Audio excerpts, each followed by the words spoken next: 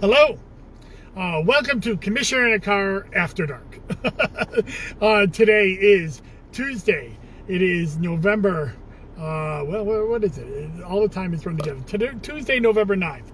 And welcome to Commissioner in a Car for this week. I'm going over the post-election process that we have here at the Onondaga County Board of Elections so you can know where things stand. There's several races that are very close, and they are relying on the post-election process and the absentee ballot counts to determine how close they are and whether we will actually be in hand recounts for some of these races as well.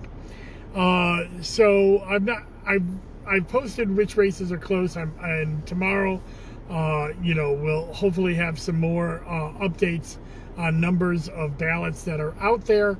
But right now, what's going through in our post-election process is that we are going through all of the affidavit ballots. There was about around 400, a little less than 400 affidavit ballots filed at the polls between early voting and election day. We're ruling on all of those, segregating the ones that are no good, and assigning the ones that are good to their proper bins for counting with the absentee ballots that are still coming in, although less now. We're pretty much at the end of when we expect good absentee ballots that are postmarked on election day to start arriving at our office, although they could come over the next couple of days as well. And we are also doing what's called our canvass.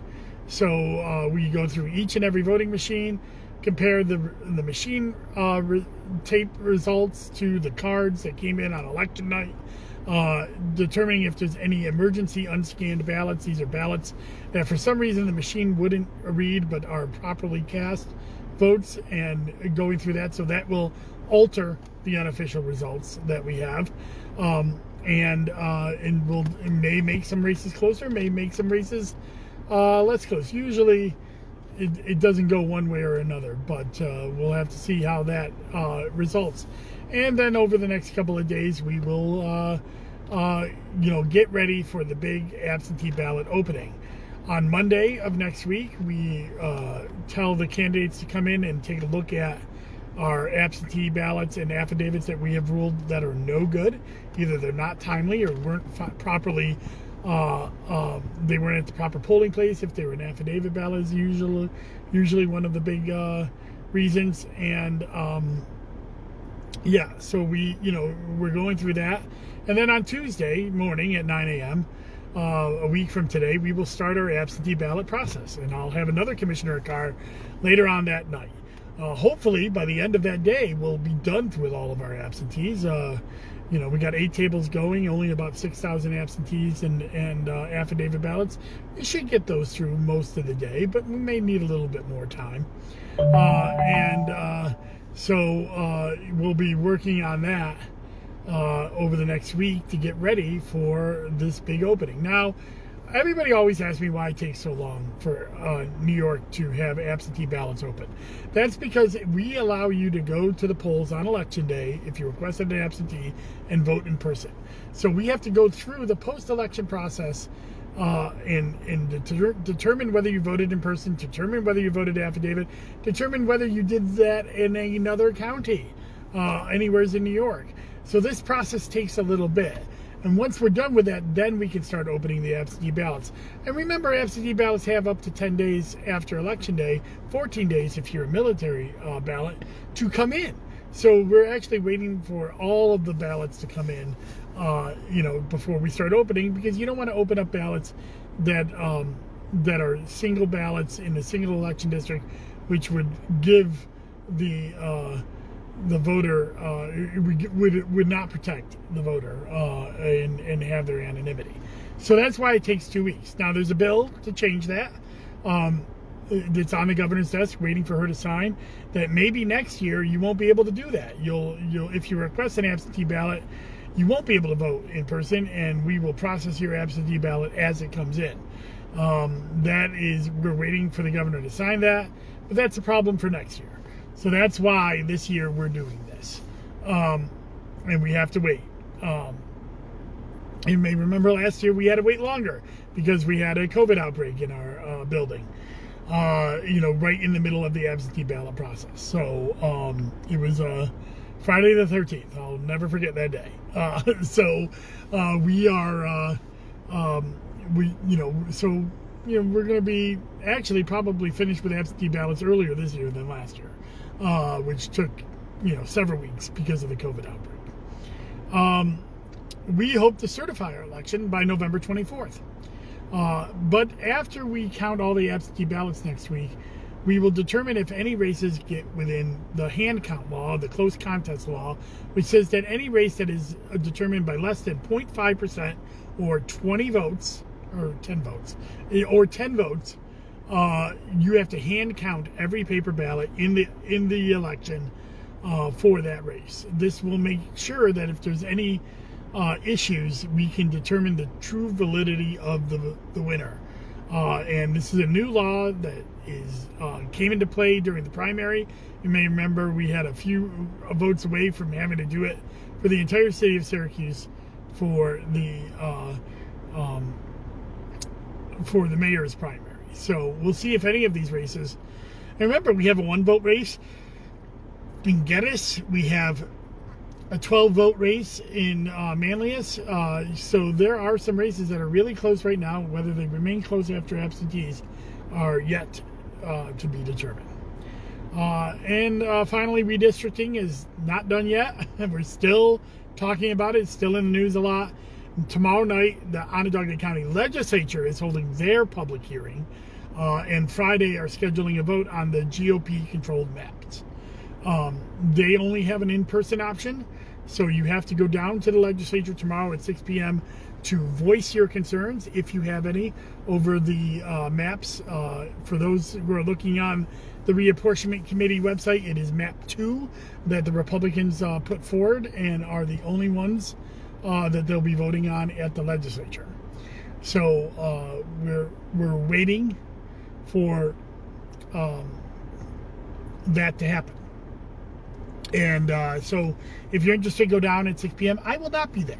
And the reason I'm not there is because the Reapportionment Committee mission is done. Last Wednesday, we voted on maps, and the Democratic maps were rejected and the Republican maps were accepted. And so the Reapportionment Committee's work is done unless there's a lawsuit that sends the maps back to us to do more work, or the legislature rejects the maps and sends the maps back to us to do more work. So I will not be at this public meeting. I believe Fair Maps is going to be there and live streaming it. So check out their Facebook page if you can't make it. But if you can, I highly suggest going down. And finally, we're starting to already look towards next year on legislative stuff, to change elections, to reform boards of elections in some ways, and also to look at how we can make elections a little bit better. There was a disappointing outcome in last Tuesday's election, a lot of disappointing outcomes, but one of the ones that was most disappointing was the failure for New York to adopt no-fault absentees. This means that while the process can be started again starting next year, the absentees will revert back to having to have an excuse to get one. And those excuses are pretty clear, either out of the county for the entire day or sick and unable to go to the polls. So that will change for next year. We'll go back. But we will also have expanded early voting next year. So, maybe more people will do that instead of mailing in.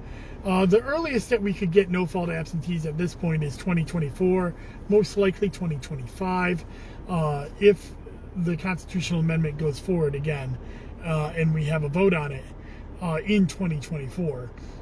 That is something that could happen if the legislature passes the amendments again and it puts it before the voter again, the same day registration as well. But in the New York State redistricting, though, that is going to go through the way it's going through now. They have until February 15th or February 5th to come up with maps and submit them to the legislature for a vote. And we will have to see what the legislature does on that. Petitions start in early March, so hopefully we'll have some maps that everybody's in agreement on in early February. So that's it. I don't see any questions in the chat, but I want to say thank you to all of you who have been on this year's journey with me. This has been a long, tedious year, a year that we didn't think would be as tedious as last year, but with the